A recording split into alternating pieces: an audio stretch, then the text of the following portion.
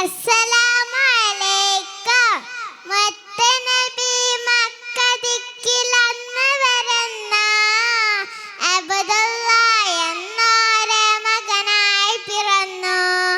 ആമിന ബീവിന്റെ പൊന്നുമോൻ വളർന്നു.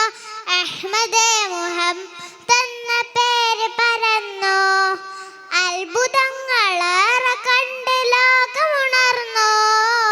അൽ അമീൻ എന്ന പേര് പാരിലുയർന്നു. 40 തികഞ്ഞു നബിയായി കഴിഞ്ഞു.